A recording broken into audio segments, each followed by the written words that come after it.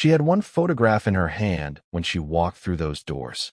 It was slightly creased in the corner because she had folded it once, months ago, then changed her mind and tried to flatten it back out.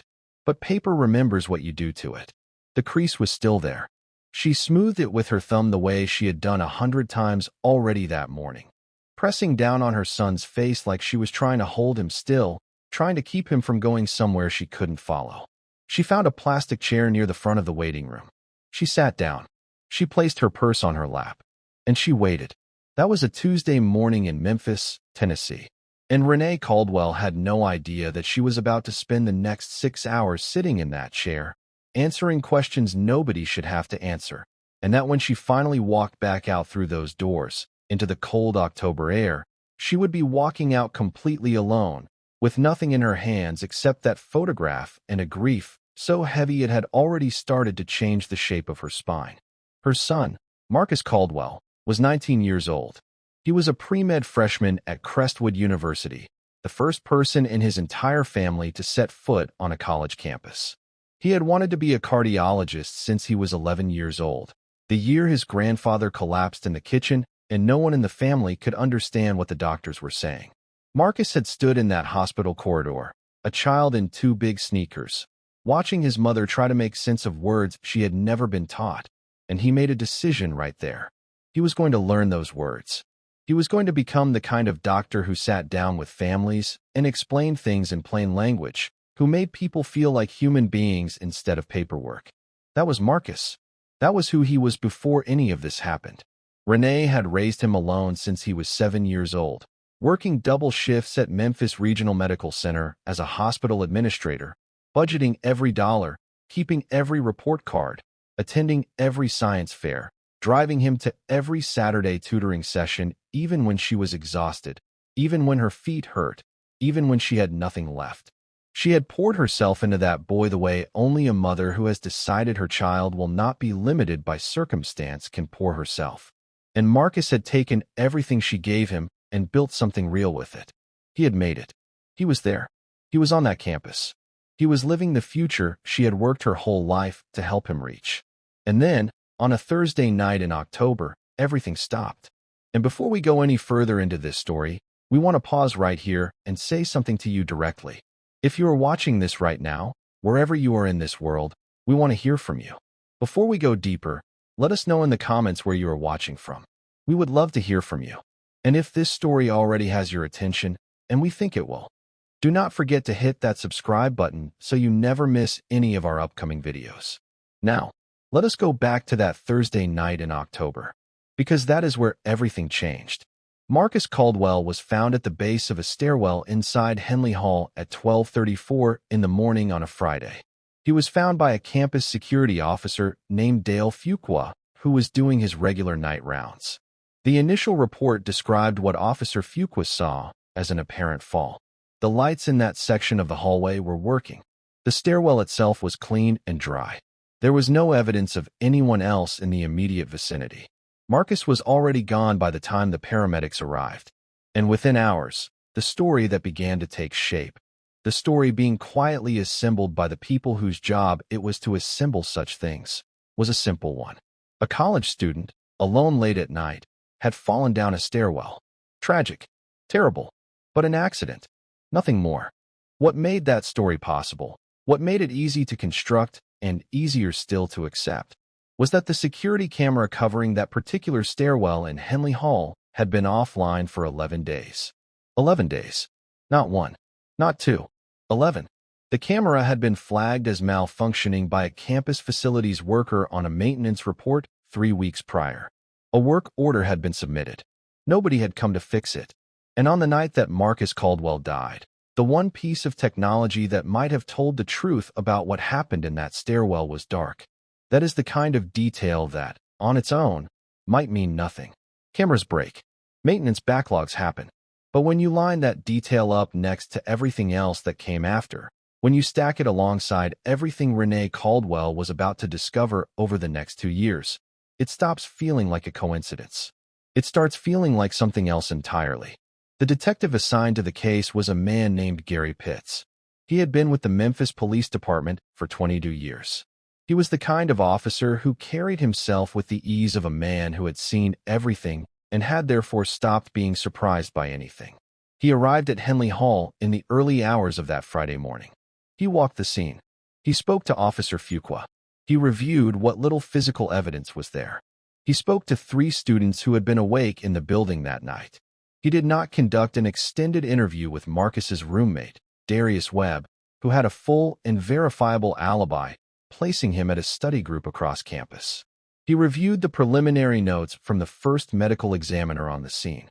And then, at 9:18 in the morning on a Saturday, 71 hours after Marcus was found, Detective Gary Pitts signed off on a report that said, in clinical, bureaucratic language, accidental fall. Case closed. No further investigation required. 71 hours. That is how long it took for the life of Marcus Caldwell, a 19-year-old boy who had survived poverty, absentee fathers, underfunded schools, and every obstacle this country had placed in front of him, to be reduced to a paragraph in a closed file. Renee got the call that afternoon. She was at home. She had barely slept since getting the first call about Marcus the night before. She had already been through the kind of hours that no parent should survive: the identification, the forms, the calls to relatives, the sitting with her hands in her lap staring at a wall. And now a voice on the phone was telling her that the investigation was complete. She asked to speak to the detective directly. She was told he was unavailable. She said she would wait. She drove to the station. She sat in that plastic chair. She waited, and she waited, and she waited. 6 hours later, a junior officer came to the waiting area and explained to Renee that Detective Pitts had reviewed the case thoroughly and that the findings were consistent with an accidental fall. There was nothing further to investigate. He said it with the kind of practiced gentleness that is somehow worse than coldness. The gentleness of someone who has learned to deliver bad news without looking the person in the eye. Renee asked if she could see the case file. She was told that was not possible at this stage. She asked when it would be possible. She was told to file a formal records request.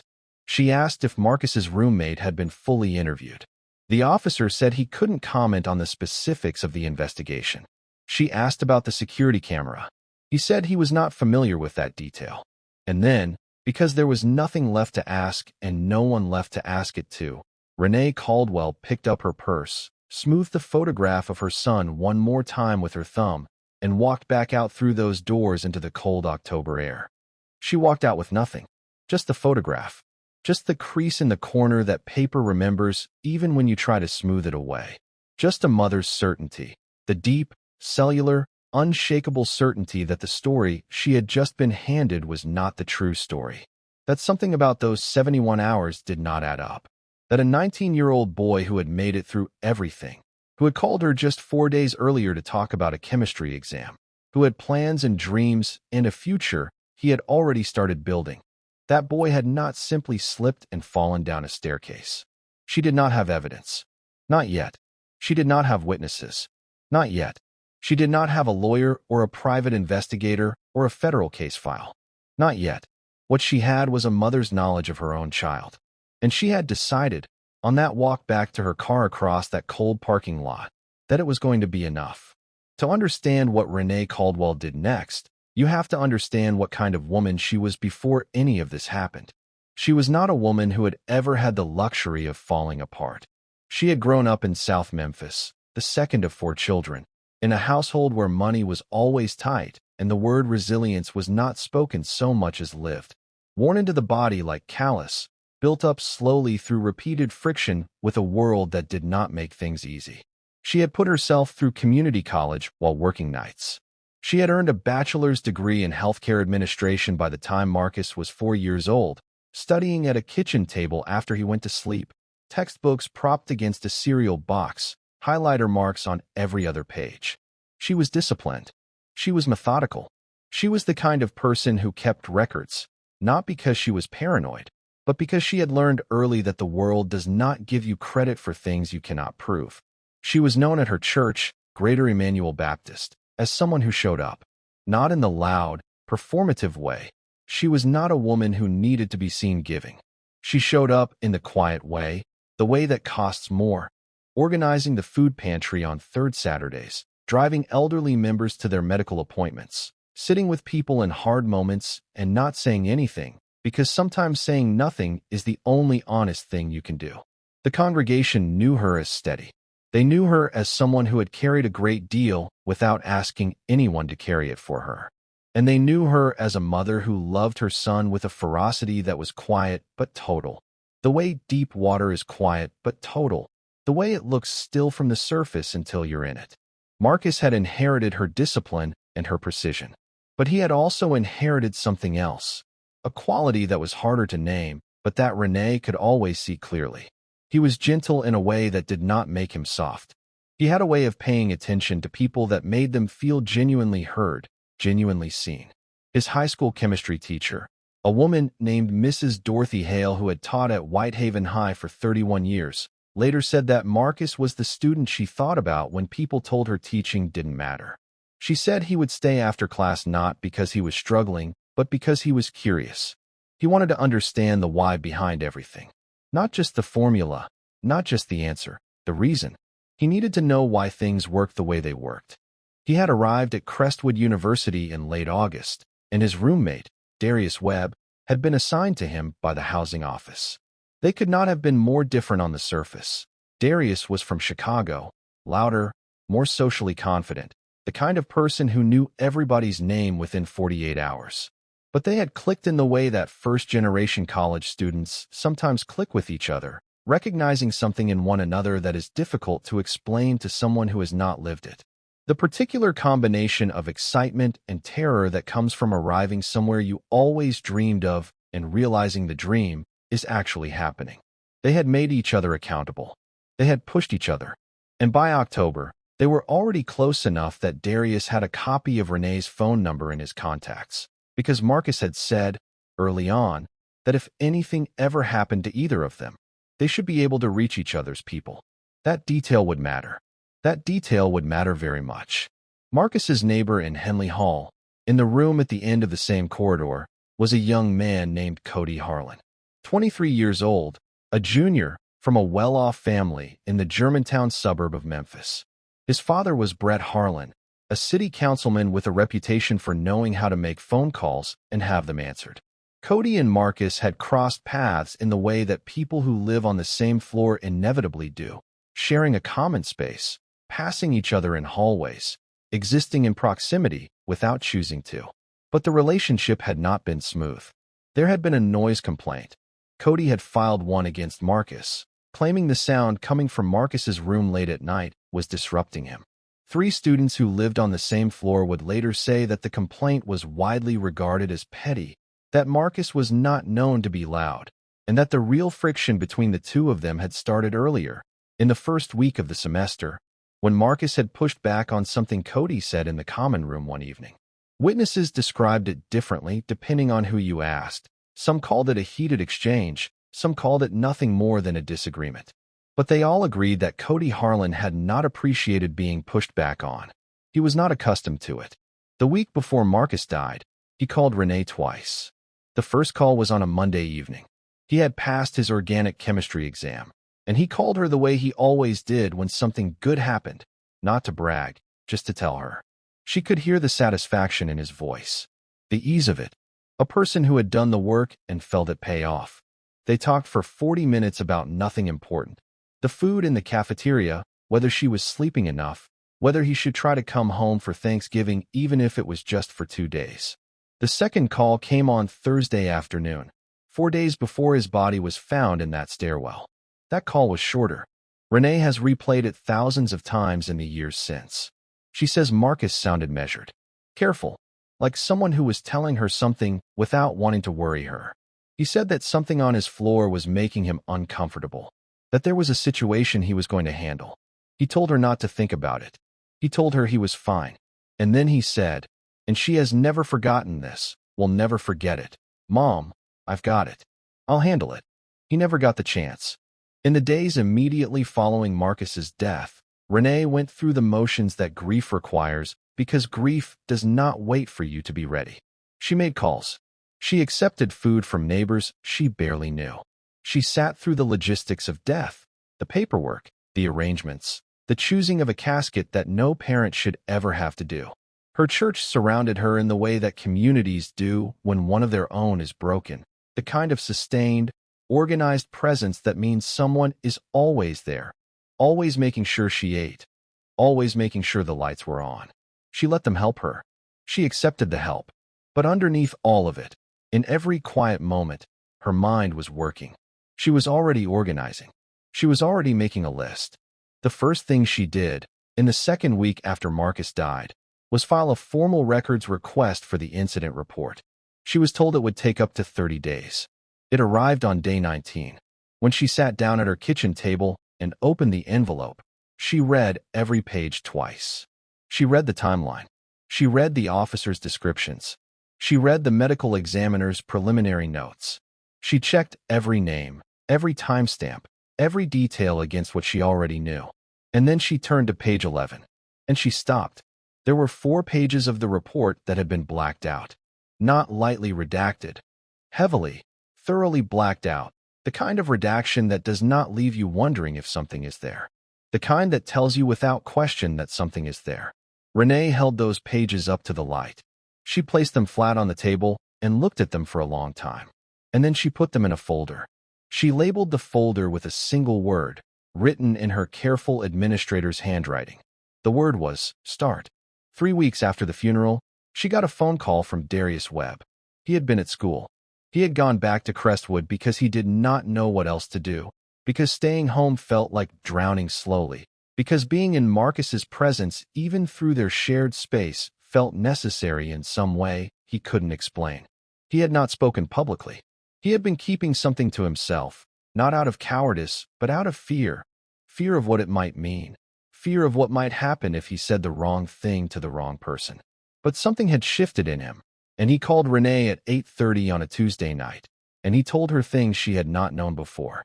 He told her that on the night Marcus died, he had texted Marcus at 11:30 in the evening from the campus library where his study group was meeting. He told her that Marcus had texted him back at 11:41. 11:41 at night. The text was 4 words. It said, "I'll call you tomorrow." 4 words. Simple. Forward-looking. The words of a person who expects to have a tomorrow. Darius had those 4 words saved on his phone. The timestamp was there. It was verifiable. It meant Marcus was alive, coherent, and communicating 11 minutes before the sound downstairs was reported, 13 minutes before the timeline in the official report became critical. Renee asked Darius to send her a screenshot of that message. He did. And then she asked him the question that would become the first real crack in the official story. She said, "Darius, when the police spoke to you, did they ask to see your phone?" There was a pause on the line. And then Darius said no. They had not asked. They had spoken to him briefly, had confirmed his alibi, had noted that he was not on the floor that night. And they had not asked to see his phone. The last text his roommate ever sent, the text that proved beyond any question that Marcus was alive and thinking about tomorrow at 11:41 p.m., had been sitting in Darius's pocket for 3 weeks, and no one had ever asked for it. Renee put that screenshot in her folder, behind the redacted pages, behind the photograph. She went back to her kitchen table, and she kept working. She submitted a second records request, this time specifically asking for all supplemental reports, all interview notes, and all internal communications related to the case. She received a partial response 12 days later. She cross-referenced everything she received against the initial report. She began to notice things, small things that might not mean anything on their own, but that, placed next to each other, created an outline that would not resolve into the picture she had been given. Marcus's phone had been found on a different floor from his body, not on the floor of the stairwell, not near the landing, but on an entirely different floor of the building. This was mentioned once, briefly, in a footnote of a supplemental report, with no further comment or explanation. The shoes on Marcus's feet had been photographed at the scene. Renee had obtained a copy of that photograph through a source she has never identified publicly. When she looked at it, when she really looked at it, she saw something that stopped her cold. His shoes were on the wrong feet. Left shoe on the right foot. Right shoe on the left foot. A 19-year-old boy who dressed himself every day of his life, who called his mother to tell her about chemistry exams, who texted his roommate at 11:41 that he would call tomorrow. That boy did not put his shoes on the wrong feet and walk to a stairwell and fall. The front desk checkout log for Henley Hall showed that Cody Harlan had signed out of the building at 11:15 p.m. That was the official record. He was listed as having left before the critical window of time. But two students, both of whom would later give formal statements, said they had seen Cody Harlan in the hallway on Marcus's floor well after midnight. Not at 11:15. After midnight. And a third witness, a young woman who had been afraid to come forward, told investigators months later that she had heard something from the direction of the stairwell around 11:50 p.m. Not an argument. Not two people. One voice. Raised. Speaking in the way that a person speaks when they are certain they are alone. And then silence. Detective Gary Pitts had known none of this, or had known some of it and done nothing with it, when he signed off on that report at 9:18 on that Saturday morning. 71 hours. Case closed. The first private investigator Renee contacted told her the case sounded complicated and that he needed a substantial retainer up front. She scraped together what she had. He took her money. He came back 2 weeks later and told her there was not enough to work with. The second one took one phone call, heard the name Brett Harlan, and politely explained that he had conflicts of interest that prevented him from taking the case. The third one, a retired Memphis detective named Earl Mosley, 61 years old, who had spent 30 years on the force and left quietly after a departmental dispute about the handling of a different case, answered his phone on a Saturday morning, listened to everything Renee told him without interrupting, and then said two sentences. He said, "I know how this works, and I'll help you." Earl Mosley worked on a deferred payment arrangement because he had done the math and understood that Renee could not afford him otherwise, and that what she was describing deserved to be looked at by someone who knew how to look. He was not a dramatic man. He did not make promises he wasn't sure he could keep. What he was thorough. The way Renee was thorough. They were well matched in that way. The two of them sitting at her kitchen table in the evenings after she got home from her shifts, going through everything she had assembled, organizing it, checking it, asking what it meant and what it might prove and what gaps still needed to be filled. They tracked down the two students who had seen Cody Harlan in the hallway after midnight. Both of them were initially reluctant. One of them was still living in Henley Hall. The other had transferred to a different school after the semester ended. Renee and Earl spent 3 months finding them, approaching them carefully, giving them time, giving them room, not pressing, because pressing frightened people away, and what they needed was for people to feel safe enough to tell the truth. Eventually, both of them agreed to write formal statements. Both statements said the same thing. They had seen Cody Harlan on Marcus's floor after midnight, after the time that the checkout log claimed he had left the building. The third witness, the young woman who had heard the voice near the stairwell, was harder to find. She had not come forward at all. It was Darius who knew who she was. He had heard her mention it once, quietly, to another student, in the weeks after Marcus died. He had held on to that information, not knowing what to do with it, uncertain whether passing it on might put her at risk. But as the months went by and nothing happened, as the case stayed closed and Marcus's name started to drift from conversation the way names always do, Darius had called Renee and told her what he knew. It took 4 additional months of careful, patient outreach before that young woman felt safe enough to speak. When she finally did, she said she had heard a raised voice near the stairwell area at approximately 11:50 p.m. One voice. Not two people talking. Not an argument with back and forth. One person speaking with force, in the certainty that no one else could hear. And then nothing. By the end of the first year, Renee had assembled something that had begun as a folder and had become a binder. Then 2 binders. Then a filing system that occupied 1 full corner of her second bedroom, organized by category, by date, by relevance. She had spent her personal savings. She had cashed out a small retirement account. She had asked her church family for help and accepted it without shame, because she had decided that shame was a luxury she could not afford and that Marcus deserved whatever it cost. Her supervisor at the hospital had given her flexibility in her schedule when she explained what she was doing. A few of her colleagues had quietly passed information to her, the kind of institutional knowledge that moves through hospital networks in whispers, things about the medical examiner's office, about who reviewed what and when and why, about how cases like Marcus's tended to move through certain channels in certain ways. It was 14 months into her investigation when the envelope arrived. There was no return address on it. It had been mailed locally, Memphis postmark. Renee opened it at her kitchen table on a Tuesday evening after dinner. Inside was a single page. It was an internal memorandum from the medical examiner's office. The memo noted that the original examining physician, a woman named Dr. Anita Greer, a certified forensic pathologist, had flagged two specific anomalies in Marcus's injuries during the initial examination. The first was a bruising pattern on his left forearm that Dr. Greer noted was inconsistent with the kind of impact that occurs when a body falls and reflexively braces. The bruising was deep and patterned in a way that was more consistent with forceful gripping. The second was a small contusion at the base of the back of Marcus's skull, documented in the examination notes, photographed, logged, that had never been publicly mentioned in any official account of the case, and for which no explanation had ever been offered. Dr. Greer's memo recommended a secondary review of the physical evidence before the case was formally closed. The memo was marked as sent to 3 recipients. One of them was the case file coordinator for the Memphis Police Department. The override of that recommendation, the decision to proceed with case closure without a secondary review, was dated the same day that Detective Gary Pitts signed off. The same day? The same morning.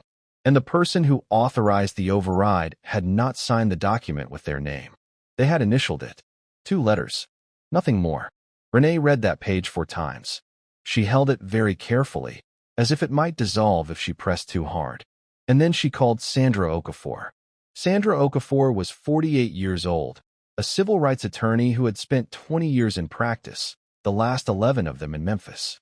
She was known in legal circles as someone who was extraordinarily careful, not cautious in the way that means timid, but careful in the way that means she did not move until she was certain, and when she moved, she did not miss.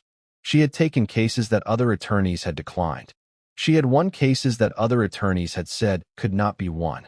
She had also lost some, and she talked about those losses with the same directness she used for everything else, because she understood that honest accounting of failure was the only way to learn from it. She and Renee had been connected through a mutual acquaintance at Greater Emmanuel Baptist, a connection that had been quietly facilitated by someone in Renee's congregation who had watched her for 14 months and decided it was time. When Renee spread the contents of her binders across Sandra's conference table on a Thursday morning in December, Sandra did not say anything for a long time. She went through everything methodically. She asked questions. She requested clarification on certain points. She noted things on a legal pad in her precise, small handwriting. And when she was done, she sat back in her chair and looked at Renee Caldwell across that table, and she said 7 words. She said, "We need to get this to the feds." What happened next moved faster than anything in the preceding 14 months. Sandra filed a formal civil rights complaint with the Department of Justice. She was specific, detailed, and supported by documentation, the kind of documentation that is difficult to dismiss as emotional or circumstantial, because it has been organized by someone who knows exactly what a federal complaint needs to contain and has made certain that every sentence in it is supported by something Renee had collected, verified, and preserved. The complaint cited the anomalies in the physical evidence. It cited the timeline discrepancies. It cited the unreviewed text message from Darius Webb's phone. It cited the witness statements about Cody Harlan's movements. It cited the memorandum recommending a secondary review. And it named Detective Gary Pitts and the circumstances of that 71-hour case closure. The federal investigator assigned to the case was a man with 30 years of experience in the Civil Rights Division. He later said, and this was reported by a regional news outlet that covered the case, that when he first sat down with the materials Renee had assembled, he was quiet for several minutes. And then he said something that Renee has never forgotten. He said, "I have done this work for 30 years. I have never seen a civilian build a case like this." She had not built it because she was extraordinary.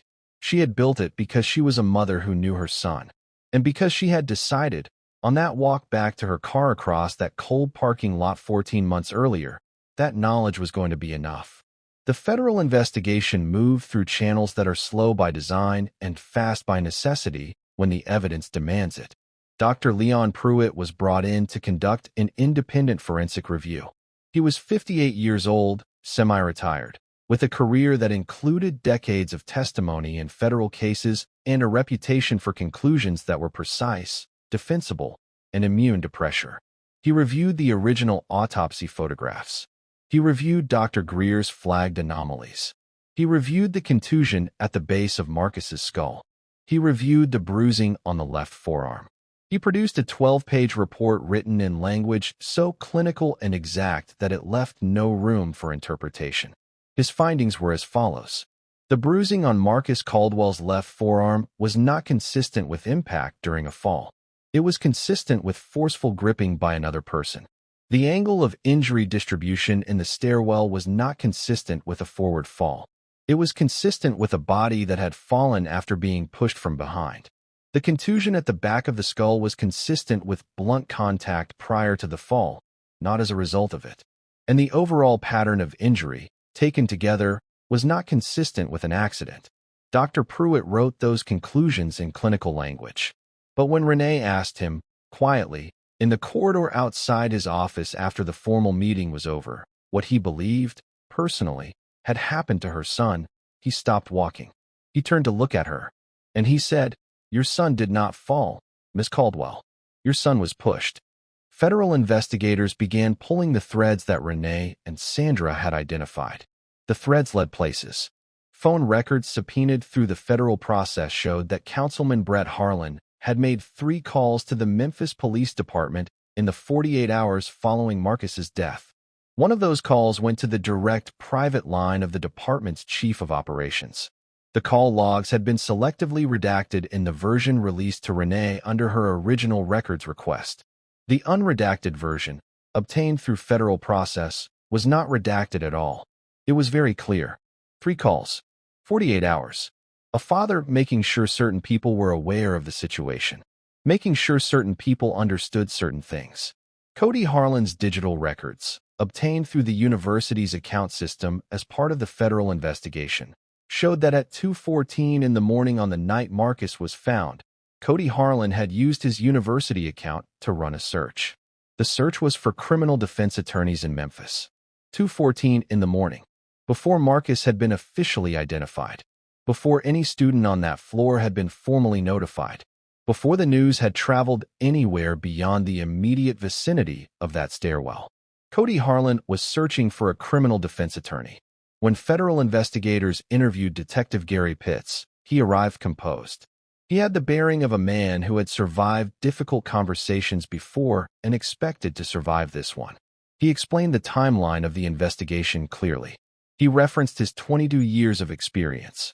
He said that the evidence at the scene, taken together, was consistent with accidental death.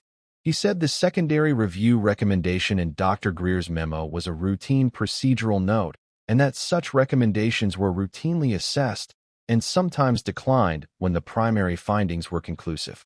He said his email address being CC'd on the internal thread containing that memo did not mean he had read it or acted on it. The investigators placed the thread in front of him. They noted the timestamp. They noted the response sent from his email address 4 hours after he was CC'd. It was a 1-sentence email. It said, "Confirmed, proceeding with case closure per primary findings." 1 sentence. His words. His email. His decision. His attorney requested a break in the interview. Detective Gary Pitts never returned to the Memphis Police Department after that day. 11 days after the federal interview, he submitted his retirement paperwork. The department released a brief statement wishing him well in his retirement. His name was not mentioned in connection with any investigation. His pension was intact. He moved to a suburb of Memphis. He has not spoken publicly about the case. Cody Harlan was charged with second-degree murder 22 months after Marcus Caldwell's body was found at the base of that stairwell in Henley Hall. The indictment was 27 pages long. Sandra Okafor stood in that courthouse corridor and read every page. Renee stood beside her and did not say anything. She did not need to say anything. They had both known for a long time that this moment was coming. But knowing a thing is coming and standing in the reality of it are two different experiences entirely. The courtroom on the first day of trial was full. Members of Greater Emmanuel Baptist were there. Marcus's former high school teachers were there, including Mrs. Dorothy Hale, who had driven from Memphis to be in that room. Darius Webb was there in a suit that Renee had noticed him straightening twice in the hallway before they went in. People who had never met Marcus Caldwell were there, because his story had spread in the way that stories about justice and the cost of persistence spread, not as a viral moment, not as a trending topic, but as a slow, widening recognition of what one woman had done and what it had taken and what it meant. Renee sat in the front row. She had the photograph with her, the one she always had, the one with the crease in the corner that never fully smoothed out. She held it face up on her lap the whole time, so that Marcus was facing forward, facing the room, facing everything that was being said in his name. 3 weeks into testimony, the trial turned in a way that no one on either side had fully anticipated. A witness named Wendell Cross took the stand. He was 53 years old, a former campus security officer at Crestwood University who had retired from his position several months after Marcus's death. He had not been on anyone's radar. He had not come forward during the investigation. He had lived with what he knew for 2 years, and 2 years had worn on him in ways that showed. In the lines of his face, in the way he sat in the witness chair, in the deliberateness of each word he chose. He testified that on the night Marcus Caldwell died, he had been walking his regular security rounds and had seen Cody Harlan enter Henley Hall through a side access door at approximately 11:53 in the evening. Not the front entrance, where the checkout log was kept. A side door. A door with no log, no camera, and no record. He had noted the time because it struck him as unusual. A side door entry after 11:30 p.m. was irregular. He had thought about saying something. And then Marcus had been found. And then the case had been closed. And then someone in university administration had spoken to him informally, not in an official meeting, not in writing, nothing he could prove, and had said that the investigation was complete and that his observations would only complicate things at this point and cause problems for everyone. He had gone home. He had tried to leave it there. And for 2 years, he had not been able to. The courtroom was completely still when Wendell Cross finished speaking. The kind of stillness that comes when something true and long-held has finally been released into the air and everyone in the room can feel the weight of it settling. Cody Harlan's defense attorney sat at his table with his pen resting on his notepad. He did not write anything. He looked at the table. The jury, which had been listening for 3 weeks, watched Wendell Cross step down from the witness stand and walk back to his seat with the deliberate pace of a man who has finally done the thing he should have done a long time ago, and who knows it, and who is not sure forgiveness is his to ask for, but who has done it anyway. The jury deliberated for 8 hours. When they returned, the room filled again. Darius Webb was in the 3rd row. He had his hands folded in his lap, and he was very still. Renee was in the front row with Sandra Okafor on one side and a woman from her church on the other. When the verdict was read, guilty of second-degree murder, the woman from the church began to sing softly. She sang a hymn that Renee recognized before the first phrase was complete. It was the hymn they had sung at Marcus's funeral. The same melody, the same words. Renee sat very still and listened to it. She did not cry. Not then. She looked down at the photograph in her lap. Marcus's face, upward, toward the room, toward the light. And she said, quietly enough that only Sandra heard it, "I got you, baby." Cody Harlan was sentenced to 18 years in prison. Councilman Brett Harlan did not seek re-election at the end of his term. He resigned his council seat 6 weeks after sentencing, citing personal reasons. The statement his office released was 3 sentences long. It did not mention Marcus Caldwell. It did not mention his son. It mentioned Brett Harlan's gratitude for the opportunity to serve his community and his intent to spend more time with his family. Dr. Anita Greer, the medical examiner who had flagged the anomalies in Marcus's injuries 2 years earlier and had been told that her input was no longer needed, gave an interview to a regional news outlet several months after the sentencing. She said she had thought about Marcus Caldwell every day since she wrote that memo. She said she had not fought hard enough at the time. She said she did not know what it would have changed if she had. And she said, "I will carry that." Those 3 words. I will carry that. She said them the way people say things they have been trying to say for a long time. Renee Caldwell went back to work. She returned to her position at Memphis Regional Medical Center, to the desk and the schedules and the institutional rhythms that had been her life before and were still her life now, altered but present. She was not the same person she had been 2 years ago. She will never be the same person. She knows this. She does not pretend otherwise. The grief has not ended and will not end. She understands grief as a permanent companion now, something you learn to carry rather than something you put down. But she carries other things alongside it. She carries what she built. She carries what she proved. She carries the knowledge of exactly what she is capable of when everything is on the line and someone she loves is depending on her. She has started a small nonprofit. It operates out of her church, out of the same community that surrounded her when she had nothing, and it does something specific and necessary. It helps the families of young Black men whose cases have been prematurely closed navigate a system that was not designed for their benefit. It is not a large organization. It does not have a large budget. It has Renee, and it has a small network of people who believe what she believes, and it has the methodology she developed over 2 years of working alone at her kitchen table.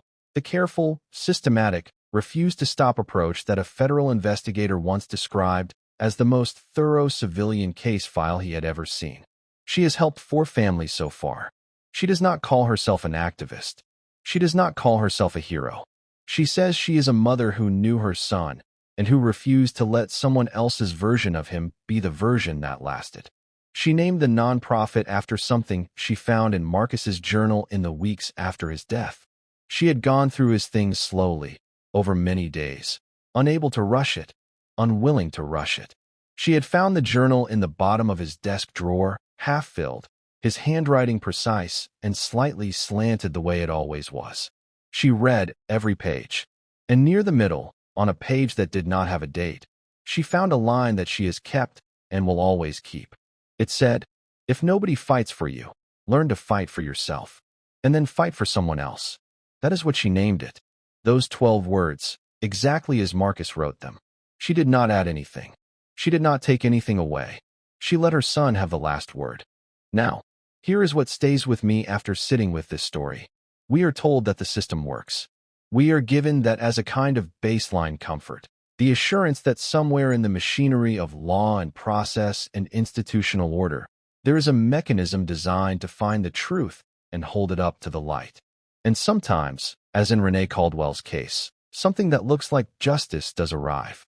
It is hard-won and imperfect and late, and it carries the permanent shadow of everything it cost. But it arrives. Cody Harlan was convicted. He is serving time. The case is not officially closed the way Gary Pitts tried to close it. Those things happened. They are real. But ask yourself this, and ask it honestly, and sit with the discomfort of what the honest answer requires. What if Renee Caldwell had given up in month 3 when 2 private investigators had already walked away from her? What if she had not had the discipline, built over decades, forged through necessity, to assemble those binders with the precision of someone who understood that every detail mattered? What if Darius Webb had not kept that text message?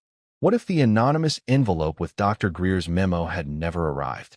What if Wendell Cross had stayed quiet for the rest of his life, which was the easier thing to do and the thing he had been quietly encouraged to do? How many cases are closed right now? Not because the truth was found, but because no one with Renee Caldwell's particular combination of love and discipline and refusal was there to keep looking.